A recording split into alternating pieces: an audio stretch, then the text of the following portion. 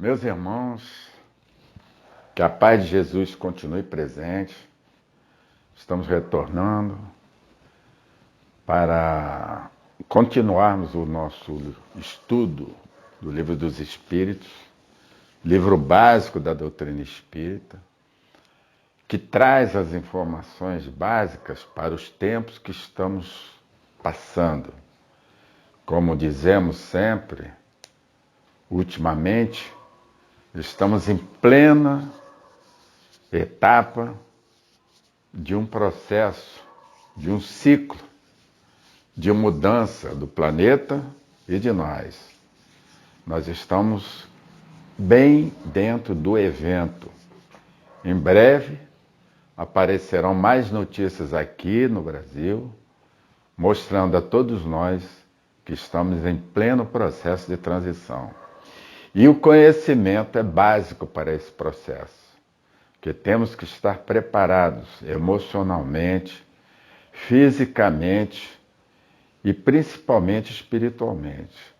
Como sabemos, nós somos espíritos imortais. Não é o nosso destino continuar nesse planeta ou dimensão. Nós teremos muito em breve de tomar decisões individuais, solitárias, que cada um tem que entender o processo. Por isso a necessidade do conhecimento da doutrina espírita. E o Livro dos Espíritos é que traz todo o arcabouço, a base para esse conhecimento. Então, nós estamos em pleno estudo da terceira parte do Livro dos Espíritos, e a última etapa, que é a lei de caridade, amor e justiça. Para mim, a principal e o resumo de todas as leis, das 9 leis que vimos até agora. Então, esse resumo é a lei de justiça e caridade. No capítulo 11, é a 10ª lei. E ela começa assim: justiça e direitos naturais. O sentimento de justiça está na natureza ou resulta de ideias adquiridas? Essa é a pergunta 873 que Kardec faz aos espíritos superiores. E esses espíritos respondem: tanto está na natureza que vos revoltais ao pensamento de uma injustiça. Então nós já trazemos isso. É uma lei natural. Quando fomos criados, nós vimos com um chipzinho, na consciência, contendo esses conhecimentos, essas bases, que nos faz ficar revoltados ao virmos alguma injustiça. Então, faz parte de nós todo esse processo. O progresso moral desenvolve, sem dúvida, esse sentimento, mas não dá. Então, à medida que nós vamos progredindo, é de esperar que a gente vá melhorando mais. Só que essas leis já estão conosco. Essas leis estão contidas em todos nós. É um processo, como diz aqui, um processo natural. Está nas leis naturais. Como se pode definir a justiça? Como é que definimos a justiça? Isso é uma coisa para todos nós pensarmos. Eu até já falei que desde garotinho, quando nós estamos na escola, a professorinha nos fala, que o seu direito termina no começo do outro. Então nós já crescemos assim. Isso é intuitivo. Então diz aqui que a justiça consiste no respeito aos direitos de cada um. Olha só. É interessante que o Livro dos Espíritos, apesar de ter sido escrito em 1857, ou melhor, lançado, ele é muito contemporâneo e cada vez mais progressivo. Ele vai se avolumando em novidades cada vez melhores e maiores com os conceitos que os espíritos superiores trouxeram. E tem uma subpergunta que é: o que determina esses direitos? São por 2 coisas: a lei humana e a lei natural. A lei humana é a lei feita pelos homens. À medida que a sociedade se desenvolve, os homens, a sociedade no seu conjunto, começa a elaborar leis através do poder legislativo, né? Como sabemos, a maioria dos governos funciona assim, 3 poderes. O legislativo que faz as leis, o judiciário que faz cumprir as leis e o executivo que faz os trabalhos. Tudo determinado pela sociedade, teoricamente. Mas as leis dos homens são injustas, porque ela atende a um período da sociedade, a um tempo. À medida que ela vai progredindo, as leis vão progredindo também. Mas é necessário muito debate, é muita briga. E os homens não entram em acordo definitivamente. Porque como temos o livre-arbítrio, cada um de nós acha-se no direito de coisas que ainda não compreendemos. Agora, a lei natural, as leis naturais, elas saem do bojo das leis do nosso Pai. Então são leis justas, são pensadas, são criadas para o nosso desenvolvimento. E à medida que formos desenvolvendo e evoluindo em direção ao nosso Pai, as leis humanas vão desaparecendo. Há coisas, por exemplo, que hoje nós já não aceitamos, como o duelo, a gente já não aceita. A escravidão, mas ainda existem coisas e leis que para nós ainda é difícil aceitar. Por isso, é necessário que o Evangelho sobrepuja todos esses direitos que vêm dos homens. Um dia vai ser assim. Aí vem uma pergunta aqui: podendo o homem se iludir sobre a extensão de seu direito, o que pode lhe fazer conhecer o limite? O limite do direito que reconhece ao seu semelhante em relação a ele, na mesma circunstância e reciprocidade. O que eu não quero que você faça para mim, eu tenho que entender que eu não posso fazer para você. Muito simples, é simples assim. Desde que você pare para pensar e aceite que na sociedade, para nós convivermos e vivermos em paz, nós temos que respeitar uns aos outros. Essa é uma lei, é uma convivência. Fraternidade é uma necessidade. Lei de justiça e caridade. Direito de propriedade, o roubo. Pergunta 880. Essa é uma pergunta que eu sempre cito quando faço palestras sobre suicídio, aliás, sobre campanha de valorização na vida, que é suicídio, pena de morte, a eutanásia e o aborto. Essa pergunta é muito importante. Qual o primeiro de todos os direitos naturais do homem? O primeiro direito de todos nós é o da vida, o de viver. Esse é o primeiro direito natural do homem. É por isso que nós recebemos do nosso Pai o veículo 0 quilômetro com chave, com combustível para 80, 90 anos atualmente, para que nós possamos viver, e essa vivência é que vai nos dar a oportunidade, com o corpo, temos esse corpo que é o veículo, do nosso desenvolvimento. Viver é uma necessidade. E atenção, nós fomos criados para ser felizes. Nós não fomos criados para ser infelizes e sofrer. Sofrimento não é arma que Deus nos dá. O silício, aquela tortura que nós fazemos, muitas pessoas, muitas religiões aceitam isso, acham que quanto mais se torturar, mais fica perto de Deus. Isso tudo é mentira. Não é verdade. O nosso Deus é bom, justo, misericordioso, e jamais ele iria aceitar. E com o sacrifício, ele não quer o nosso sacrifício, ele quer a nossa felicidade. Então vamos colocar na cabeça que remédio é bom para a indústria farmacêutica. Eles ficam satisfeitíssimos. A sociedade nos induz a consumir. Tudo isso faz parte da terceira dimensão. É posto por nós para isso. Não é isso que Deus quer. Deus nos deu capacidade, força, natureza, para que nós descobramos as causas das nossas doenças e nós mesmos possamos nos curar. Não é novidade nenhuma, não é milagre, mas outra lei também que Deus nos deu é a alegria. Nós temos que ser alegres. A doutrina espírita mesmo, Jesus, fala sobre isso. Uma das alegrias de Jesus era estar com as crianças. E a primeira ação dele, quando saiu de casa, junto com a mãe e os irmãos, foi no casamento. Foi uma festa de casamento, que ele consumiu vinho. E quando o vinho acabou, ele fez mais vinhos da melhor qualidade, demonstrando que nós vivemos em família, em sociedade e alegria. Aquela festa, as bodas de Canaã, que todo mundo conhece, foi uma das demonstrações de Jesus de que nós devemos ser felizes. O direito de viver dá ao homem o direito de ajuntar o que necessitar para viver e repousar.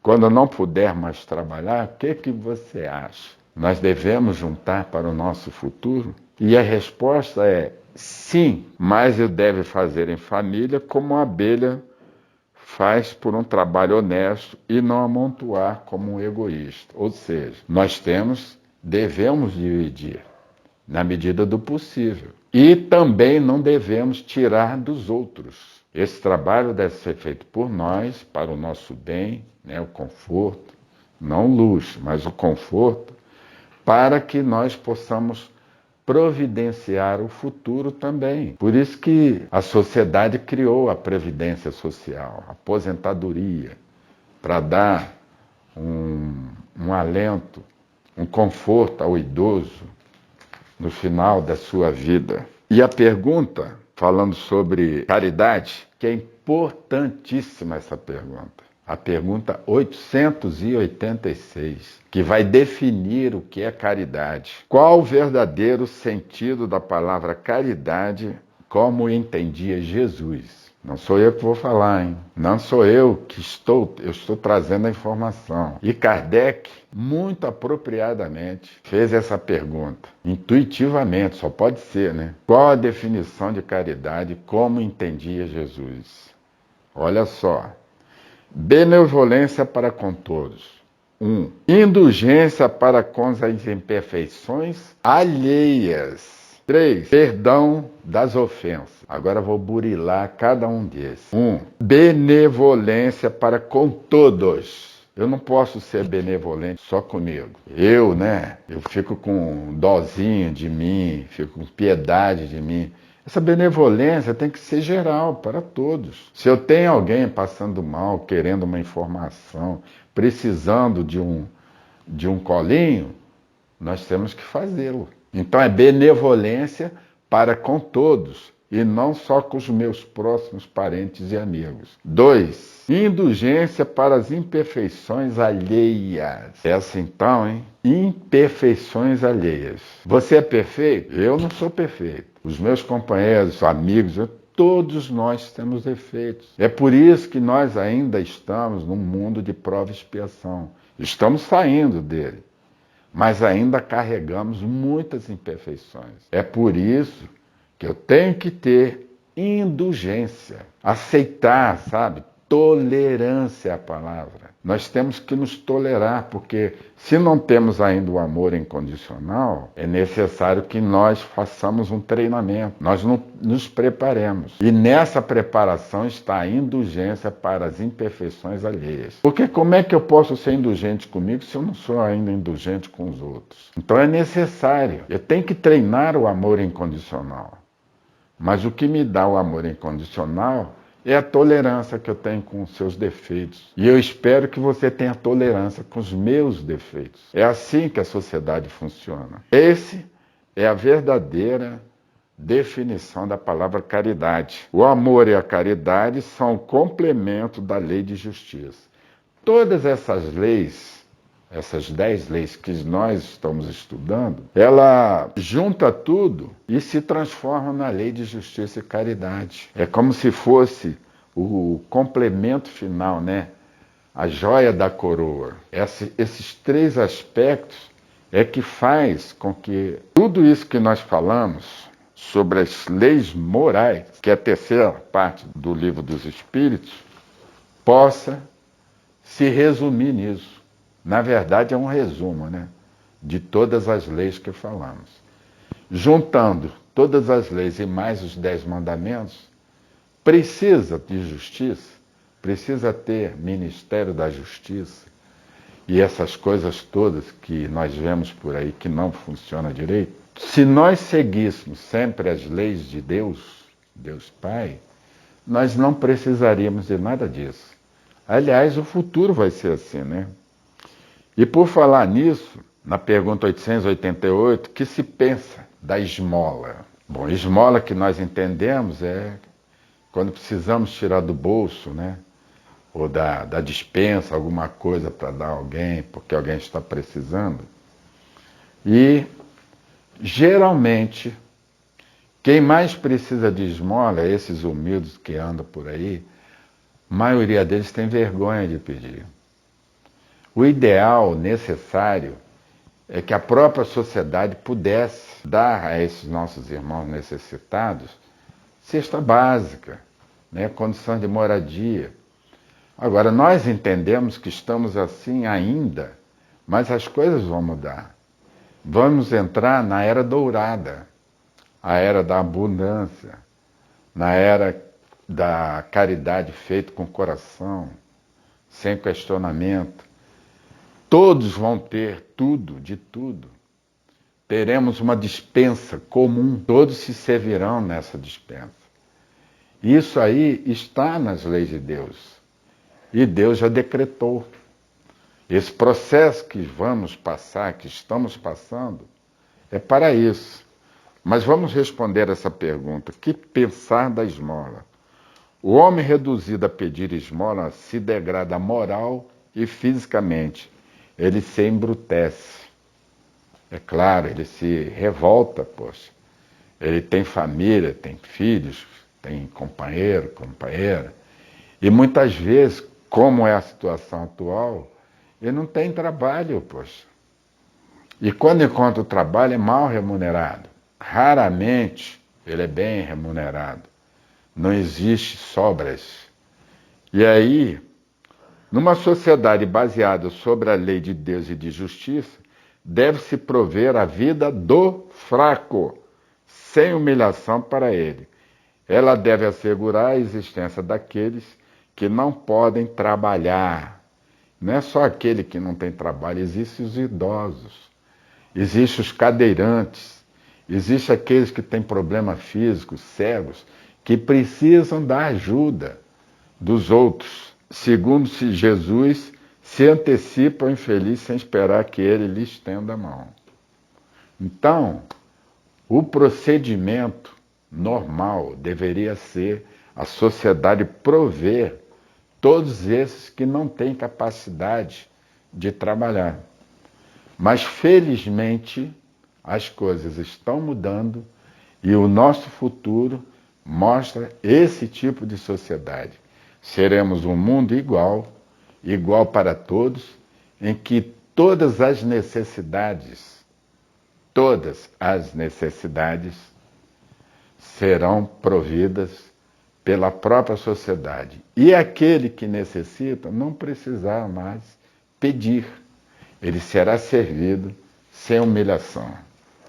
Então, essa é a lei de justiça e caridade. Para nós fecharmos, nós vamos só falar sobre amor maternal e amor filial. Uma vez que o amor maternal está na natureza, por que há mães que odeiam os filhos, e isso desde o seu nascimento? Não fosse a doutrina espírita, eu não teria resposta para essa pergunta. Porque, na verdade, nós não conseguimos conceber que uma mãe deixe de amar seus filhos a ponto de matar, bater ou ter procedimentos que não é próprio do amor materno. Porque, como eu disse aqui, o amor materno é o que chega mais perto de Deus. Eu até citei uma página no livro Estante da Vida, que fala sobre isso. Perto de Deus é o nome da crônica. Vale a pena ler, para nós sabermos que o amor que se aproxima mais perto de Deus é o amor materno. Mas existe mãe, existe pais que não vêm, que vêm de outras encarnações, e é por isso que a doutrina espírita nos explica, né? Porque o mundo animal é um, o mundo hominal, que é o que nós pertencemos, é outro. Eu já contei a historinha dos ursinhos, que eles, ao nascer, eles vão sendo criados pela mãe, assistidos, a sobrevivência é garantida pela mãe, e toda vez que há um perigo, ela rosna, eles sobem numa árvore depois que o perigo passa, ela rosna, eles descem. Mas chega um momento em que ela tem que ir embora, ela rosna, ele sobe na árvore, ela vai embora, e eles vão ter, depois de alguns dias ou horas, vão ter que descer, e aí sim começa a luta pela sobrevivência. Esse é o esquema da natureza, mas não é o esquema no reino nominal. Para nós, é por isso que no reino nominal é o reino em que os filhotes ficam para toda a vida. Então, os nossos filhos, eles continuam sendo os nossos filhos até a próxima encarnação. Com isso, nós encerramos a terceira parte do Livro dos Espíritos e vamos passar para o capítulo 12, Perfeição Moral, que fala sobre a virtude, o homem virtuoso. E uma das perguntas principais que Kardec faz aos espíritos superiores é qual é a mais meritória de todas as virtudes, na pergunta 893. Qual é a virtude que você acha mais elevada em relação a todas, em relação frente ao nosso Pai? E aqui diz que todas as virtudes são boas, naturalmente, mas tem uma que sobressai sobre todas as outras, que é a que tem o mérito pessoal sem segunda intenção. Sabe aquela história que a mão direita, Jesus falou, não vejo o que a mão esquerda faz? Aquela que mostra a atitude da viúva, das moedas, depois de todo mundo doar as sobras, aquelas riquezas todas, teve a viúva que tirou as moedinhas que serviria para a sobrevivência dela e colocou na cestinha, e todo mundo achou graça, ridículo. E Jesus, junto com seus discípulos, estava olhando o que as pessoas estavam doando, e Jesus falou, de todos que doaram, essa viúva deu o que era de mais valoroso. Ela deu exatamente o que ela não tinha e poderia servir. Ou seja, ela não teve interesse pessoal. Essa é a maior das virtudes. Então, tem pessoas que fazem o bem e ficam medindo, olhando os outros, o que está dando, o que não está dando. Ora, você dar o que está sobrando é uma coisa. Imagine um milionário. É claro que o que ele tem, ele emprega pessoas, tudo mais, mas ele tem sobras. Então ele vai pegar parte da sobra e dar para alguém. Muitas vezes, na maioria das vezes, até sem interesse. É meritório? É muito meritório. É sem o interesse pessoal é que está o valor dessa virtude. Aquele que acumula sem cessar e sem fazer o bem a ninguém, encontra uma desculpa válida nos pensamentos que amontoa para deixar mais aos seus herdeiros. Aí a resposta dos espíritos superiores é um compromisso com a má consciência. Nós não criamos filhos para juntar bens, para guardar para eles. Cada filho, cada espírito tem sua caminhada. O principal para um espírito é a educação. Educação moral e a instrução. Instrução na escola e educação dentro do lar. E criá-los para o mundo, porque um dia eles vão querer sair do lar. Eles são aves que vão querer voar sozinhos, como é na natureza. E é para isso que nós temos que prepararmos. Nós não somos donos dos filhos, nem dos netos, nem dos companheiros, nem de nada. Nós só somos donos de nós mesmos, do nosso corpo. Todos esses que convivem, que andam conosco, segundo a definição de família e amigos, eles foram criados para voar. Todo espírito tem a sua caminhada. Então não vamos esperar e juntar para dar o melhor do conforto e deixar depois sem eles condições de sobreviverem. Porque é isso que vai acontecer. Porque a fortuna vai e a fortuna sai. Aliás, vamos falar sobre a prova da riqueza, né? E da pobreza. É repreensível invejar a riqueza quando é pelo desejo de fazer o bem? Uma pergunta interessante, né? O sentimento é louvável, sem dúvida, quando é puro. Mas esse desejo é sempre bem desinteressado e não esconde nenhuma intenção oculta pessoal. Por quê? São duas provas. A prova da riqueza e a prova da pobreza.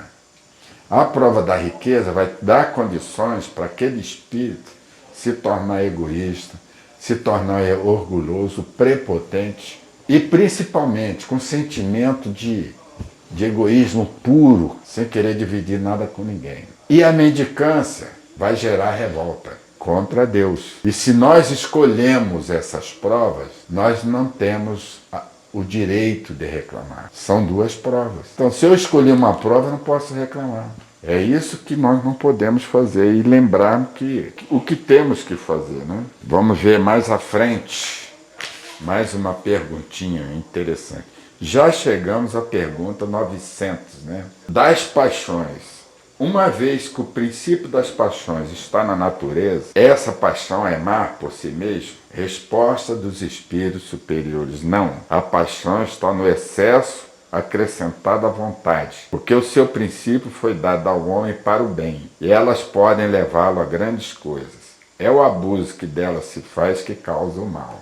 Confesso que sempre achei que paixão fosse defeito. Estou relembrando agora, né, nessa pergunta que Kardec fez, que todos nós já fomos apaixonados. Fomos apaixonados. E estamos na doutrina espírita para domar as más paixões. Essa definição de espírita é aquele que se esforça para domar as más paixões.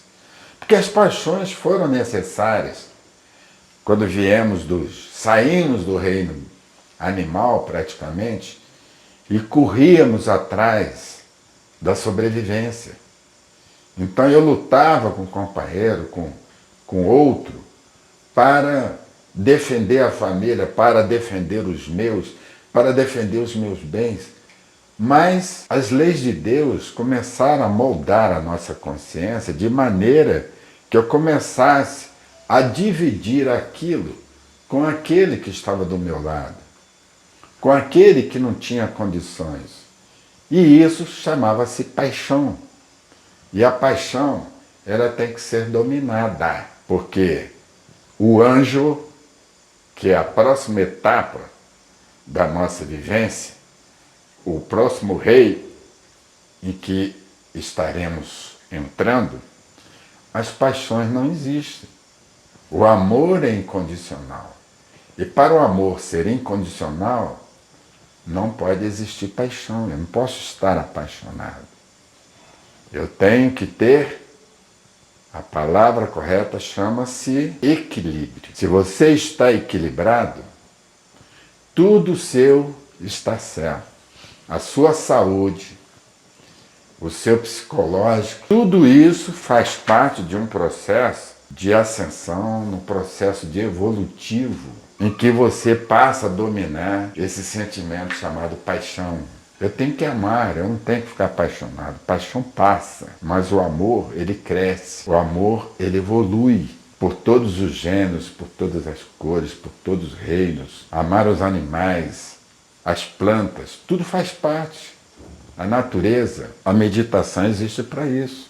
Então nós vamos crescendo, as paixões vão morrendo e vai subindo um sentimento chamado amor. Depois um amor incondicional. Porque o amor, nós estamos treinando a tolerância, a vivência, a convivência, a empatia, a simpatia e outros sentimentos que já tivemos, continuamos a ter, mas vamos equilibrando esse sentimento até ter o controle total das nossas paixões. Aí sim Eu começo a controlar o emocional, que é a parte importante de toda a nossa vivência. Então vamos lembrar, as paixões estão na natureza. E cabe a nós, o nosso treinamento, a nossa vivência, e a inteligência e o livre-arbítrio que o Pai nos deu, nós controlarmos isso. O homem poderia sempre vencer suas más tendências pelos seus esforços. Olha só, más tendências. Nós já aprendemos que nascemos ignorantes,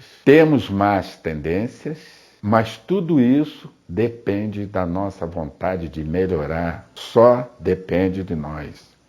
Nós esculpimos o nosso destino. Não é Deus que castiga. Somos nós que plantamos elementos que nós teremos que colher. E para isso é que nós recebemos inteligência, nós recebemos o instinto do amor e o instinto do progresso. Então diz aqui que o homem pode vencer suas más tendências e algumas vezes com fracos esforços. É a vontade que lhes falta, tá? Ah, quão poucos dentre vós fazem esforços para mudar. A gente só reclama. Ah, dói aqui, dói ali, não. Poxa, mas se você fizesse um esforço, a sua vontade tem que prevalecer. Sempre.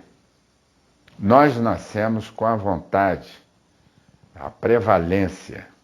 O nosso destino é ser feliz. Não existe a menor possibilidade de sermos infelizes. Eu só sou infeliz se eu quiser. Ninguém vai me fazer infeliz. Eu posso até fazer os outros infelizes, mas a mim eu não posso fazer infeliz. Porque eu nasci para ser feliz. Eu tenho que ser feliz toda hora e sempre. Eu tenho momentos de infelicidade e jamais de felicidade. Felicidade é uma constante. Deve ser uma constante. E ninguém pode mudar isso. Para mim, o que prevalece é a minha vontade. Eu tenho que gostar primeiro de mim. Deus e depois eu. Esse é o esquema. Porque assim nós seremos sempre felizes.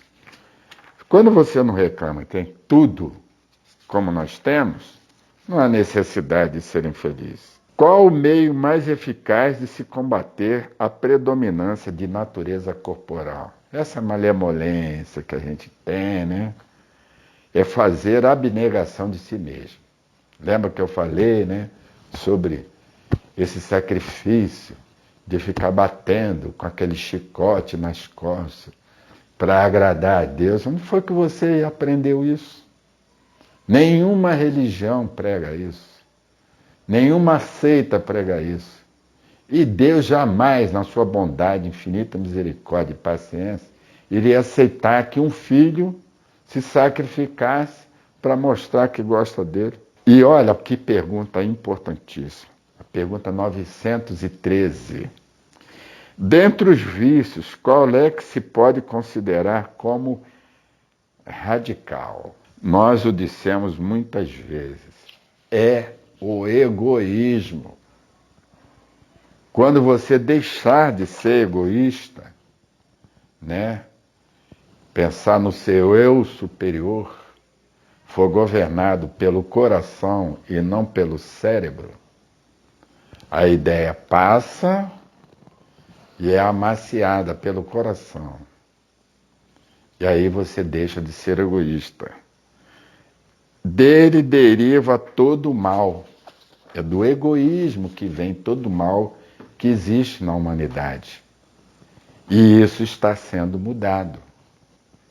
A humanidade está crescendo mais, utilizando mais o coração, utilizando a emoção, em vez de ser um ser cerebral. Estamos deixando de ter para ser. É completamente diferente. São coisas completamente diferentes.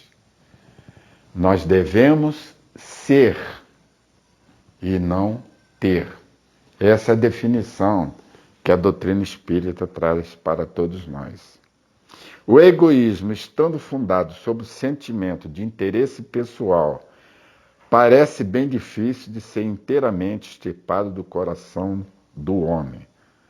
A isso se chegará à medida que os homens se esclarecem sobre as coisas espirituais, ligam menos valor às coisas materiais.